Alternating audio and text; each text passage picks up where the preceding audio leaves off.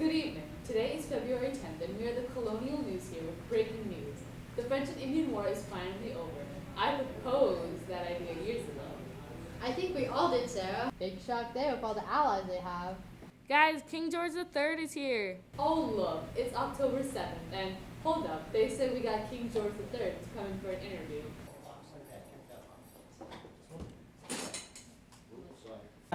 King George, what's your plan now that the war is over?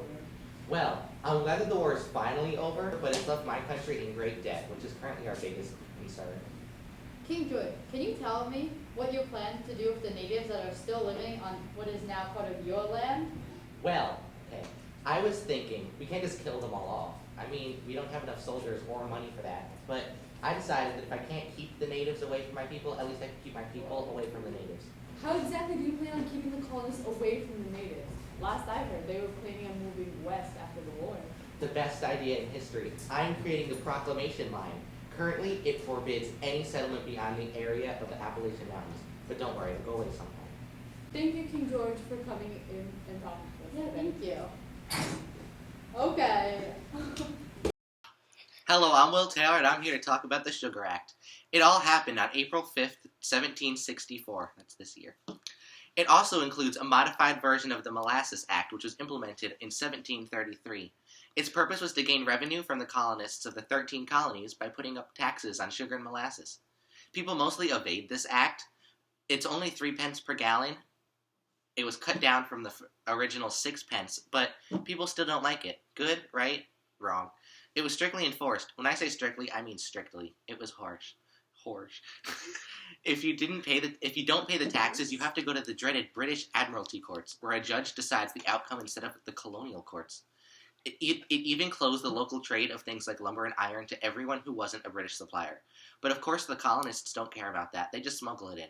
Don't be deceived by its name. It also places taxes on foreign goods like wine and coffee. You can't fight the oppressive British laws without your morning coffee. Good move, Britain. Local colonists outraged over the new currency act believe that loyalty and reliance should be confined to the colonies rather than being controlled by Parliament across the ocean.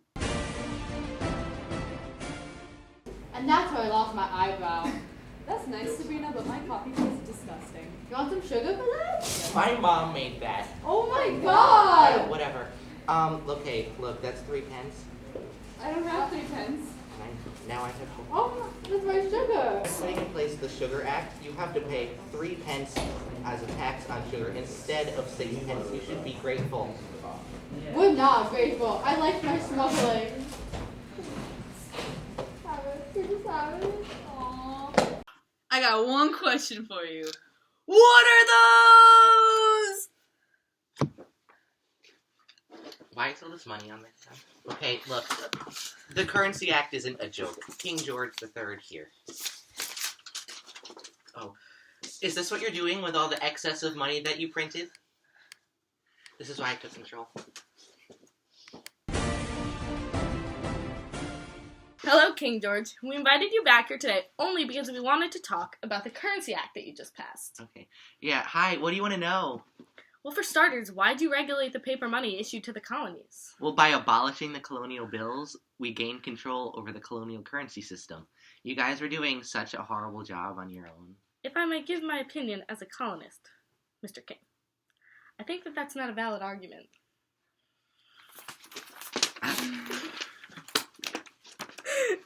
Let me speak. We can only get money through trade with Britain. What did you expect us to do? Money doesn't grow on trees. Yeah, Because of apparently it you, grows on the floor. because of you, we can't even reissue our existing currency, which is an issue. That makes no sense. I had to expand the New England Currency Act of 1751 from the French and Indian War. Your bills of credit shouldn't mean anything because I control the colonies. If my merchants say that they don't trust the currency in this country, then I don't either. It doesn't have any value to us. We want to be paid in British currency, not your little bills of credit, which were only supposed to be used for military costs, by the way. That's the entire problem. You want to be paid in British currency, but you don't give us any unless we trade you something. We have to fill the moneyless void with something. The system now dooms us to poverty. You're reducing your national debt by destroying our economy. Yeah, the national debt that we have because of a war in this country. Yes, a war that we won in order to get more land. By the way, how is that land beyond the proclamation line? I wouldn't know. Hashtag what's good, George? Never mind that. It's not my fault that you printed too much paper money and caused massive inflation. It's not my fault that there's no definite value of bills of credit. It's not my fault that I had to expand the Currency Act of 1751 from the New England colonies to the rest of the colonies. Did you ever think that maybe we don't need your help running this country? Because you're not doing such a great job right now if you're arguing with me, a random news reporter! Okay, I shouldn't be arguing, but you just need to know that I needed to control your economy, and this seemed like the easiest fix to use something for.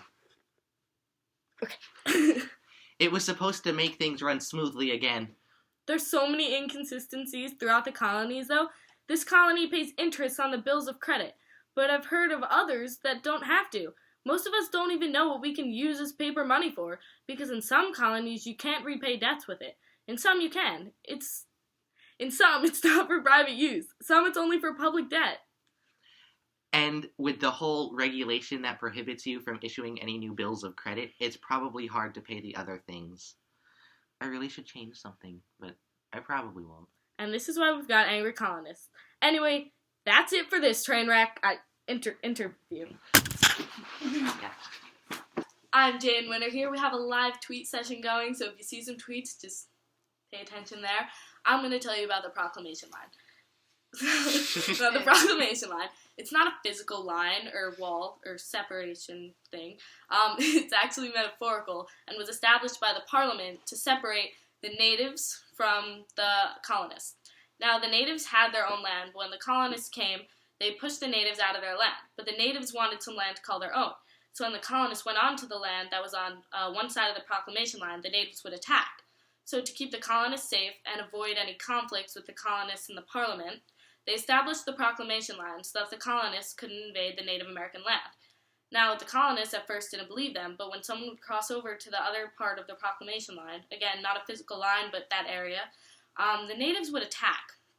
And when the Native Americans attacked, the colonists obviously fled, but the colonists still wanted part of the land that they claimed was theirs. So the proclamation line settled some disputes, but led to other disputes. Hey, look what I found. It's a traditional Native American poncho. Oh, Jane, where'd you find this? Because this is the ugliest thing I've ever seen. My mom made that!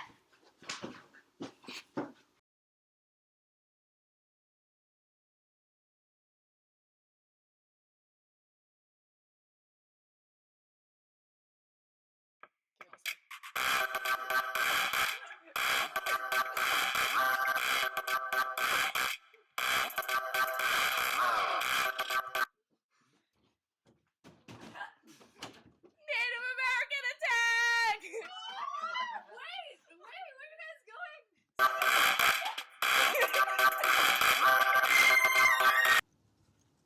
What is that? What are you? Oh my god! No, that was so mean. Oh my god, what is that? It's a horse. What's a horse? Proclamation line keeping us near the coast so the king can regulate us. Hear more conspiracy theories tonight at 10. Englishmen kicked out of homes in Native American territory west of the Appalachian Mountains. Here we have Richard Bland. Hi, Richard. You're a colonist. Do you believe that we should be taxed on sugar or molasses? No.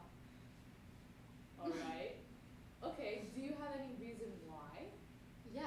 While I accept that Britain is our external government, and us, colonists, are subjects to Parliament rule, Parliament has no authority to impose laws affecting our internal government. Do you believe that there are any reasons